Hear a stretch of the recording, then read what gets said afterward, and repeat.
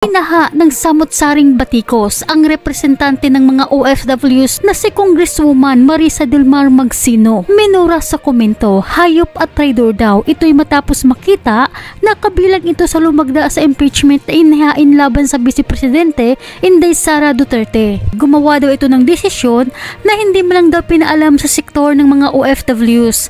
Kaya't marami sa mga OFWs ang naglabas ng galit ngayon sa social media. Lingid sa ating kaalaman, halos lahat ng mga OFWs ay maka-Duterte kaya't ganito na lang katindi ang hagupit ng galit ngayon ng mga OFWs. Sa mga komento, pinahiwatig ng mga OFWs ang kanilang pagkadismaya. Ani sa mga komento, traidor ka, kapal ng mukha mo, di mo ba iniisip kami mga OFWs, ayaw namin ma-impeach si Sara Duterte. Ipinaglaban namin yan, nakipagbardagulan kami sa mga trolls ng admin ngayon. Puro paninira ginawa nila sa mag-ama. Marami nagawa ang Duterte, maraming project.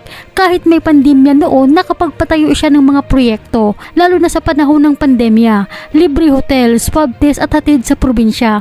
Mga OFWs nasagip sa bingit ng kamatayan. Daming nagawa ng Duterte. Tapos ngayon pumirma ka. Ang admin ngayon walang ginawa, nagbinta ng gold ni isa walang proyekto. Puro ayuda ng mudmud ng pera na hindi naman sa kanila. Nang dahil sa kontrobersyal na ito ng paglagda ni Congresswoman Marisa Del Mar, marami ngayon ang nananawagan ng mga OFWs na hindi na umano iboto ang party list na ito dahil sa binastos daw umano sila. Sila ang nire-representa ni hindi man lang daw sila kinonsulta o ginalang ang pulso o kagustuhan nila. Na ayon pa dito sa isang komento, ang kapal umano ng mukha ng representative ng mga OFWs. Kung ating matatandaan, nagrally kamakailan ang INC para itigil ang impeach laban kay Inday Sara Duterte, pero hindi nirerespeto ng Kamara ang panawagan ng Iglesia ni Cristo dahil patuloy pa rin nilang ginawa ang impeachment ni Inday Sara Duterte kung saan nagsanib puwersang lumagda ang 215 na mambabatas kabilang dito si Congresswoman Marisa Del Mar Magsino laban sa impeachment ni Inday Sara Duterte na ngayon viral at mainit na pinag-uusapan sa sektor ng mga OFWs. Kaya't umani ito ngayon ng batikos mula sa mga OFWs saan man panig ng mundo. Shout out sa OFW Party List Representative Marisa Magsino. Ma'am, una sa lahat, OFW ka ba?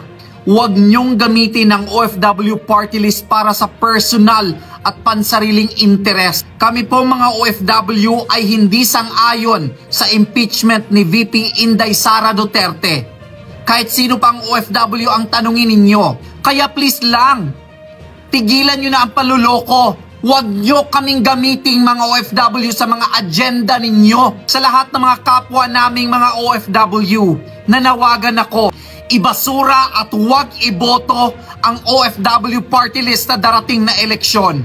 Samantala, naglabas naman ngayon ng opisyal na pahayag ang Vice Presidente ng Pilipinas, Inday Sara Duterte, para magbigay ng reaksyon hinggil sa isyu ng impeachment ng Kamara, kung saan mahigit sa 200 mambabatas ang pumabor sa pagpapatalsik sa kanya sa pwesto, kabilang dito ang kanyang mga kumari at kumpari na mga kongresista. Mas masakit pa ang maiwanan ng boyfriend o girlfriend kesa ma-impeach ka ng House of Representatives.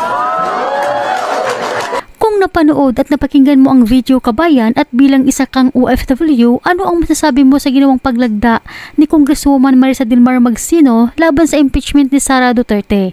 Pakikomento ang iyong saloobin. Salamat at palagi po kayong mag-ingat.